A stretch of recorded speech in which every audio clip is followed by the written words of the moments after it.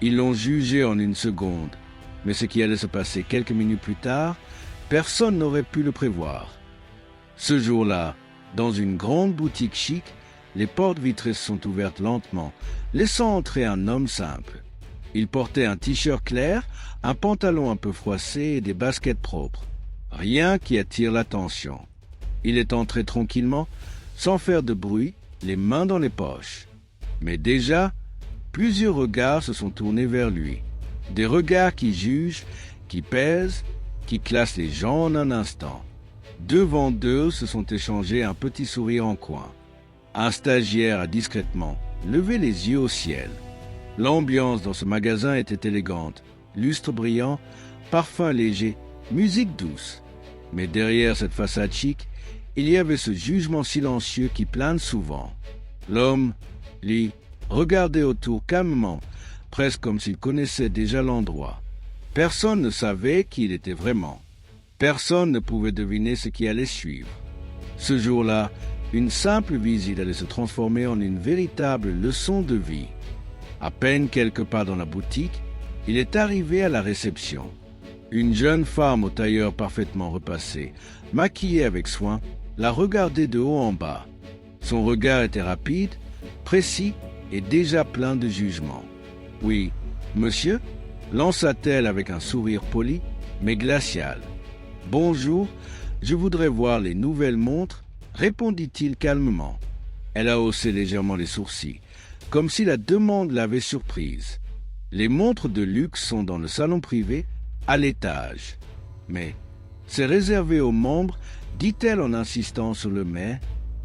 Son ton voulait tout dire. Vous n'avez pas le profil. Je peux devenir membre? Demanda-t-il gentiment.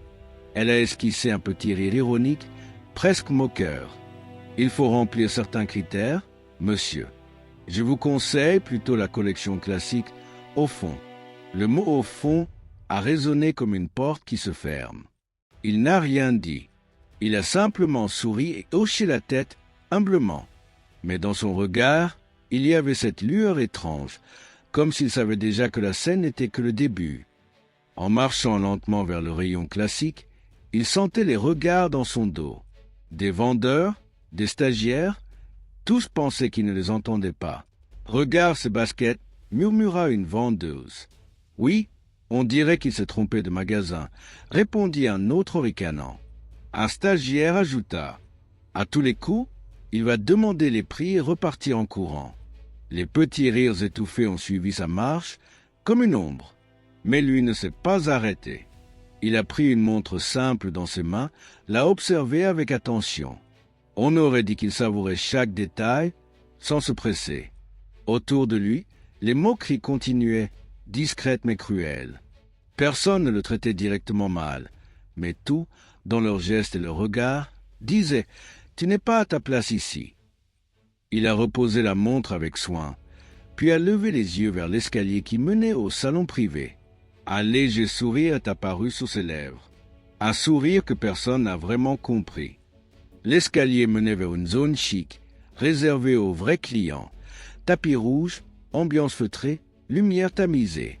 Il a fait quelques pas en direction des marches, mais un agent de sécurité s'est immédiatement interposé. « Désolé, monsieur, accès réservé aux invités, » dit-il poliment mais fermement. « Je voulais juste jeter un œil, » répondit l'homme avec calme.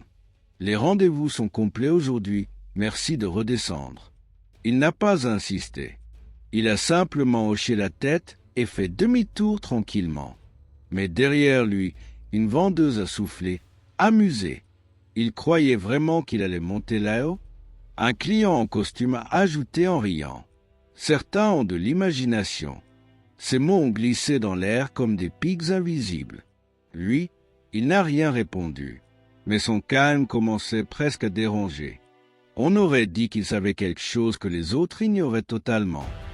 Alors que tout le monde le regardait de haut, une voix plus douce est venue briser le silence. « Monsieur, si vous voulez, je peux vous montrer quelques modèles intéressants ici. » dit Amadou, un vendeur discret. Ce n'était pas le plus élégant, ni celui qui avait la plus grande expérience, mais il avait quelque chose que les autres avaient oublié, le respect. « Merci » répondit l'homme avec sincérité. Amadou a sorti quelques montres élégantes d'un tiroir et les a déposées sur un tissu noir. Celle-ci est sobre, mais d'excellente qualité. L'homme l'a essayée doucement. Elle brillait légèrement sous la lumière. « Elle vous va bien », dit Amadou naturellement. Pendant ce temps, 2 vendeurs à quelques mètres chuchotaient encore. « Regarde !» Il perd son temps avec lui. Oui, il croit peut-être qu'il va faire une vente. Mais Amadou, lui, continuait simplement son travail avec politesse. Il ne savait pas qu'il venait de se faire remarquer d'une très bonne manière. Après quelques instants, l'homme a décidé d'acheter la montre qu'il tenait. Il est retourné à l'accueil. La réceptionniste premium l'a accueilli avec ce même sourire froid. Pour ce modèle, il faut une vérification avant paiement, dit-elle d'un ton sec. D'accord, répondit-il calmement. Elle a pris sa carte bancaire et l'a observée comme si elle cherchait une faille. H.M., vous avez peut-être un plafond limité? Lança-t-elle d'un air faussement gentil.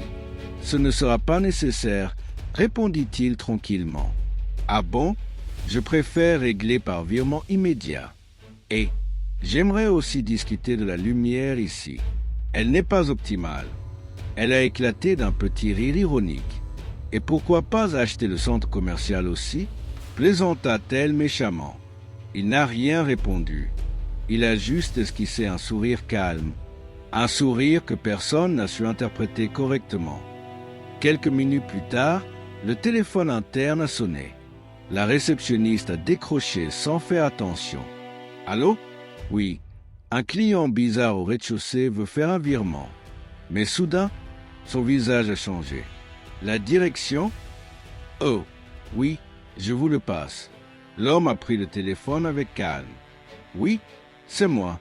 Lancez le virement test, rubrique lumière RDC. » Un silence a suivi.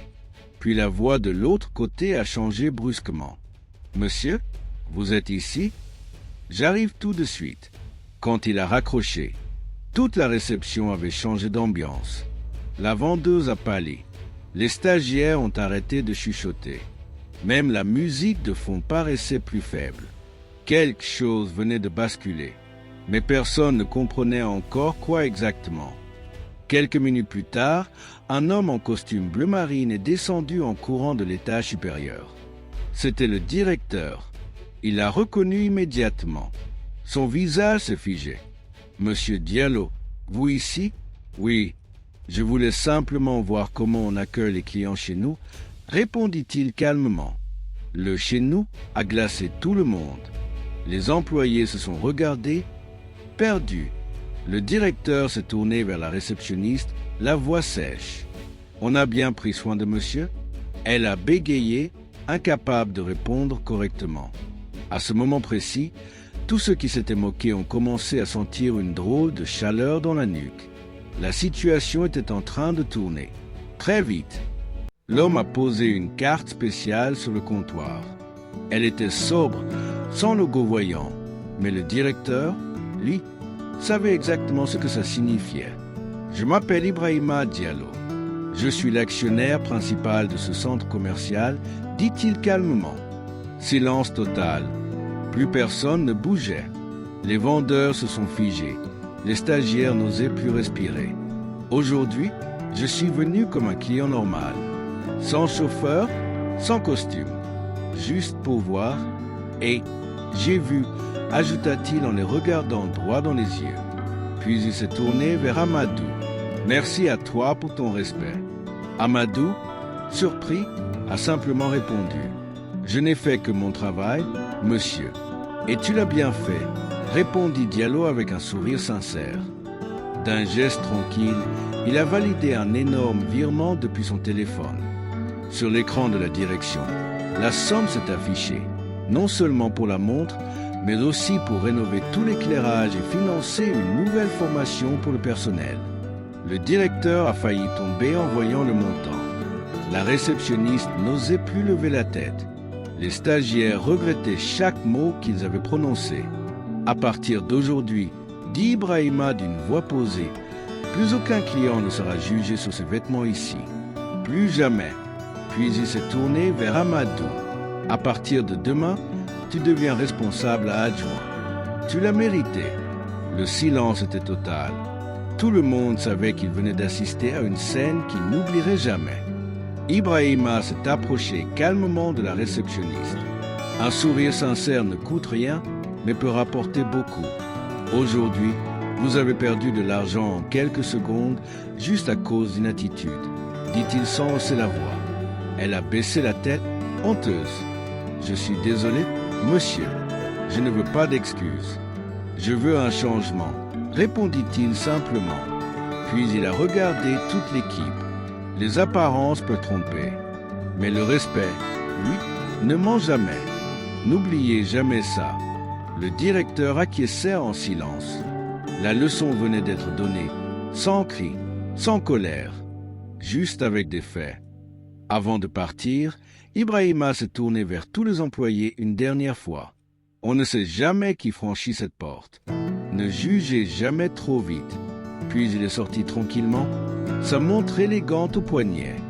La boutique entière est restée silencieuse pendant quelques secondes. Amadou avait un sourire discret. La réceptionniste, elle, repensait à chaque mot, chaque geste. Les stagiaires, eux, savaient qu'ils avaient reçu une leçon qu'ils n'oublieraient pas. Ce jour-là, dans cette grande boutique chic, tout le monde a compris une vérité simple.